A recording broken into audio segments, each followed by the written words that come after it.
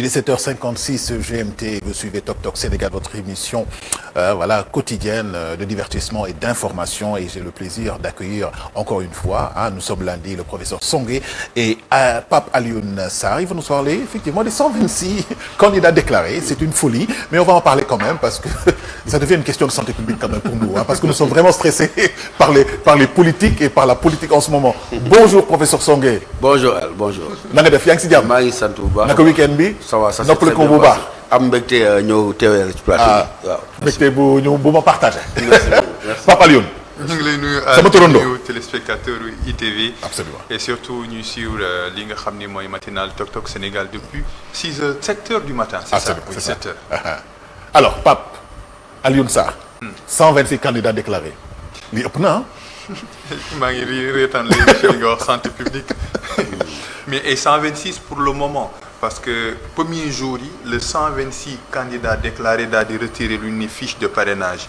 te day poursuivre maanaam direction générale des élections ñi nga xam ni ñoom ñoo bëgg nekk candidat si jongante falum njiitu réew bi nga xam dina am si février 2024 mën nañoo continuer ba léegi di retirer les fiches premier jour 126 candidats déclarés jot nañoo jël fiche de parrainage professeur Songué Diouf suñ ne 126 candidats déclarés premier jour d'ouverture premier jour chiffre bi ça fait rire mais on a envie de pleurer. Mais la formule est toute trouvée, hein, c'est une question de santé publique. Moi je dirais de santé mentale et même de salubrité nationale. Bah oui. Parce que lu yéeme la mais bon lu ñu mën a comprendre la quand même xëy na dinañ ci dugg ci biir waxtaan bi bu ñu gisee ni démocratie bi doxee parce que li yëpp conséquence fonctionnement démocratie bi la. xam nga bu fekkee une démocratie boo xam ne yaa ngi koy yëg rek ci ay élections yaa ngi koy yëg ci ay partis yu constitués yaa ngi koy yëg ci assemblée nationale yaa ngi koy yëg ci pouvoir judiciaire et cetera mais loolu démocratie nit ñi dañuy fàttali la véritable démocratie c'est d'abord l'égalité dans l'accès aux services sociaux de base. pëccoxoo bi li ko waral xam nga ko. boo ko seetloo pëccoxoo bi yëpp li ko waral mooy dañoo dem ba gis ne politique c'est le seul moyen de s'en sortir en tant que tel donc moo tax nit ñi dans leur volonté de réussite ou d'épanouissement ou d'essor social dañuy gis ne xëy na bu ñu jógee ci géopolitique bi à défaut parce que ñoom nekk xam nañ ne duñ nekk ay président mais au moins ñu langaamu bu oto bi romb yóbbaale leen ñu ne yaa yuuxu woon fële Medina Gounass kii mooy yuuxu woon fële et cetera donc c'est quelque part indice u échec u démocratie la échec dans la mesure où elle n'a pas réussi à réaliser la justice, l'équité et l'égalité des citoyens dans l'accès aux ressources du pays, mais dans l'accès également aux services sociaux de base. Et donc, c'est normal que moi, inflation de candidature, parce qu'encore une fois, l'on l'indique comme bouée de sauvetage. Est-ce que Nekul, c'est le mythe du président, nekk président, ligne désacralisée au fait. Madame, qu'on est brûler les étapes que ni mën naa nekk li nga xam ne mooy président. waaw loolu am na ci mais xam nga loolu c'est à tous les niveaux mënoo ko yemale ci président rek c'est-à-dire que tout ce qui faisait les symboles bu njëkk les symboles forts li ñuy wooyee la révolution communication daf ko désacraliser. Désacraliser na poste ministre désacraliser na président maanaam lépp luy kilifteef dafa xaw a daanu dafa xaw a yëngatu donc en même temps que ça effectivement tout le monde pense que bu la deux pëlee trois tonnes du tàccoo rek tu as un destin présidentiel loolu moom spécificité Sénégal la mais encore une fois le problème de fond parce que déjà boo xoolee profil déséquilibre yi mu ngi ñëw déjà boo xoolee ni société bi fonctionner boo xoolee les profils di nga xam ne ñoom ñooy nekk candidat je ne dis pas des candidats fantaisistes comme moi mais certains candidats ñi nga xam ne am nañ yaakaar ci ñoom mais boo leen xool dañuy bokk ci ay corps maanaam administration bi ni muy doxee am na ay corps yoo xam ne c'est des fabriques de milliardaires du ma tudd mais yéen a ma gën a xam am na foo xam ne boo fa bokkee rek milliardaire nga et boo ko seetloo en tant que milliardaire nga tu as les moyens de postuler et tu as les moyens d'engranger des suffrages donc loolu dafay indiquer quand même benn gouffre profond entre ñi nga xam ne ñooy prétendre à la gestion de l'État ak ñi nga xam ne ñooy les citoyens et ce gouffre là c'est en termes de pauvreté et de précarité bi nga xam ne peuple bi la nekk par rapport à ces gens-là qui sont des milliardaires pas parce que ils veulent être des milliardaires mais parce que ni ñu organiser sa fonction publique ni ñu organiser sa administration créer na ay corps yoo xam ne par force boo ci duggee da ngay nekk milliardaire et tout de suite il y a des ambitions politiques. Mais vous savez professeur j'ai juste besoin de poser une question. xam nga dañu nekk ci benn jamono boo xam ni. soo ne dama retirer sama candidature dañu lay fësal. en tant que candidat. nit ñi jox la beneen dimension. waaw. Est-ce que tamit c'est pas une manière de leurrer les gens, l'électorat, pour se faire élire ou bien peut-être s'agripper, comme on le dit, comme étant un parti cabine aux coalitions fortes en vue effectivement d'une nomination ou bien d'un poste? est-ce qu'il s'agit de vouloir leurrer en tant que tel le citoyen xam nga citoyen moom mënoo koo leurrer le citoyen généralement dañ foog ne il est naïf mais il n'est ni dupe il n'est pas naïf mais ki koy def entre guillemets CVM lay gérer et il pense que loolu dina ko mën a permettre mu peser sur la balance ba ñuy constituer gouvernement ñu mën ko dugal fii wala ñu mën ko dugal fii un point très donc c'est un calcul monstrueux et le peuple ne s'y trompe pas très clairement loolu moom leer na waaw. Oui, c'est parti pour une période longue de campagne parrainage et après il y aura campagne électorale et de tomber dans des contextes cruciaux. lu naan li nga xam ne mooy rentrée scolaire bi tey la enseignants yi le 5 pour les élèves li nga xam ni mooy la campagne de commercialisation léegi mu commencé amaguñ ba léegi un ministre de l'agriculture c'est la même question actuellement c'est la politique qui prime ou les 126 candidats déclarés à la présidentielle de 2024 jamono ji mais comment le 126 candidats ou plus mën a investir le terrain chacun se faire entendre chacun son programme chacun son parrainage. waaw mais waaw mooy cacophonie boo xam ne si c'est une folie. Wow. C'est une cacophonie organisée mais qui est symptomatique de ce que nous avons dit tout à l'heure rek c'est-à-dire que ñi pëccëxoo yëpp ku ci nekk kenn doful ils ne se font pas d'illusions xam nañ ne duñ jot ci réew mi mais encore une fois nañu bokk nañ leen gis nañ leen ca ràññee ëllëgee bu ñuy sédd waaw nañ leen fësal ëllëg bu ñuy sédd ñu sédd leen Pape Alioune amul loolu amul sori amul beneen logique bu ci nekk boo melee ni man toog fi nga toog bu ñuy former gouvernement kenn du la woo mais kenn du la woo parce que gis nañ la fenn dajale woo benn mbooloo mais boo dajalee deux pële trois tonnes di ñu tàccu au passage du cortège du candidat Amadou Ba ou au passage du cortège du candidat Barthélémy wala keneen ñu ne au moins yëngal na fii nga mën a bokk donc kii positionnement rek c'est tellement ridicule mais j'ai dit il faut aller au-delà de ça pour comprendre pourquoi nit ñi pëccoxoo noonu ay 120 ay 130 nekk un peu la risée du monde j'ai dit la réponse elle est dans le fait que mais démocratie bi ça a toujours été une démocratie formelle mooy am na pouvoir exécutif am na pouvoir judiciaire législative am na assemblée am na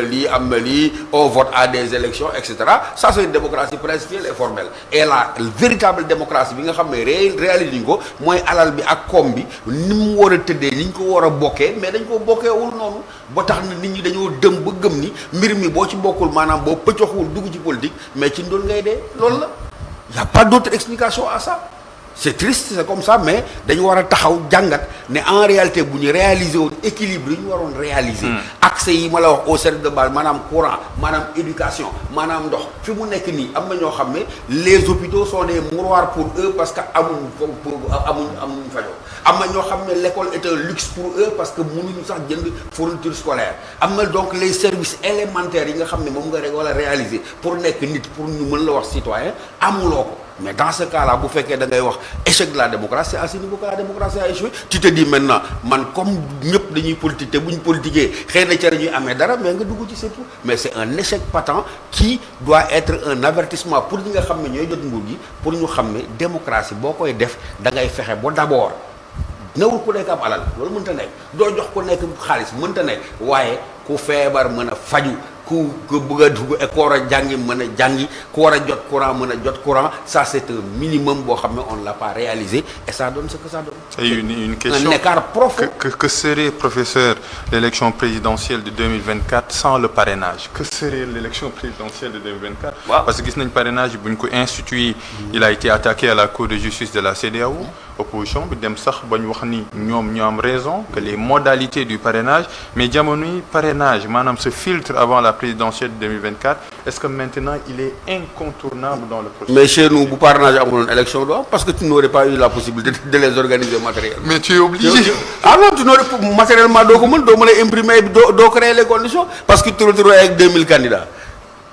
c'est pas possible donc chez nous le parrainage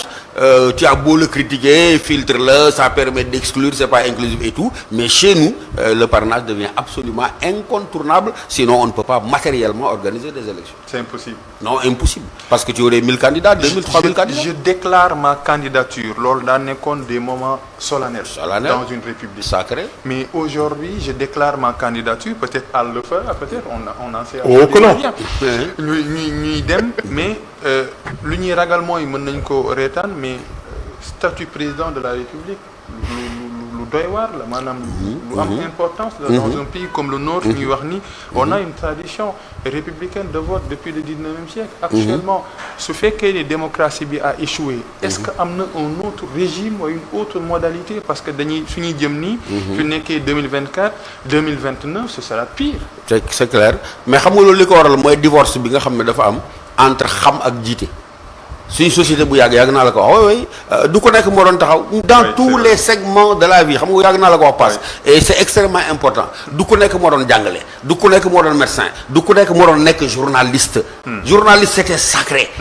boo gisoon un Diadji Touré boo gisoon benn Elisabeth Ndiaye boo gisoon benn diw mais c'est des monstres sacrés da ngay taxaw respect mais looloo jeex na looloo law ba fépp passe fu mu nekk nii donc ce qui fait que en tant que tel ñi ngay wax nii valeur d'exemplarité et de modèle bi nga xam ne sacralité bi nga xam ne moo ci nekk parce que ñooñu borom bagage la ñu woon sur le plan intellectuel buñ ne ministre on pense encore une fois mais ku jàng bone arab nga baal ma ci wax ji mais tout le monde tend un micro c'est un journaliste tout le monde gàddu sa piqûre c'est un médecin tout le monde taxaw ne man je peux mais xoolal les dernières élections naa ñëwuma kenn mais on s'est mis dans une situation telle que da ngay fol nit et après nga taxaw naan mais ce Michel là fan la ma jaar quoi ba ma mujj ko fol mais ça veut dire que c'est l'ère des médiocres nga baal ma et oui c'est ça ça veut dire que c'est l'ère des médiocres oui la revanche même des médiocres pour citer le titre d'un ouvrage pour vous deux parce qu'on est arrivé au terme de la rubrique mots d'actualité mais quelle est la vraie relation entre les politiques et les électeurs Wuré jeu de dupe la vraie relation mooy wax naa ko toll c'est une relation boo xam ne c'est une relation de dépendance les politiques de dépendance tout court et d'esclavage de servitude l'électeur il court derrière quelqu'un qui est dépositaire de mallettes qui est une machine à distribuer des milliards et des millions il court derrière lui et loolu dafa am loo xam ne moom moo ko créé on a fabriqué nee naa la am na poste yoo xam ne boo nekkee du ma tudd. boo la direction boo deful lii boo nee impôt et domaine boo nee douane pieuse à un certain niveau tu es milliardaire alors que tu le veuilles ou pas. benn war. waaw loolu dañu ko war a xoolaat. en quoi ki nekk impôt et domaine def le même parcours que passe am bac def formation am def F+5 et cetera il se retrouve avec des milliards qui ne peut pas avoir 1 million de francs c'est pas possible. donc écart yooyu nga créé ko dans un pays. inégalité yi des injustices faisant que malheureusement kii pour mu jot ci il faut mu daw ci sa ginnaaw alors que en réalité li muy dàqee noonu ci yow moom moo ko moom si c'était bien réparti accès bi gën a yomb xëy na du ñu egg ci situation boobu. c'est l'ère des médiocres. Est-ce que ce sera l'ère où on est actuellement à l'ère des présidents malgré. Oui, des présidents par défaut, malheureusement, des présidents par défaut. Or, un pays qui se construit avec des présidents par défaut, ça veut dire que c'est un pays qui ne s'est pas donné encore un horizon clair. Horizon clair, moi, dans ligne bug, voilà le profil qui correspond et on se donne les moyens d'y parvenir. On est obligé d'élire un président. On passe notre temps à sanctionner, Il est temps qu'on élise finalement un bon président. Merci beaucoup, c'est le mot de la fin. Merci beaucoup. C'était le mot d'actualité concernant effectivement les 126 candidats déclarés pour la présidentielle de 2024. Une vraie folie, on en a parlé, vraiment.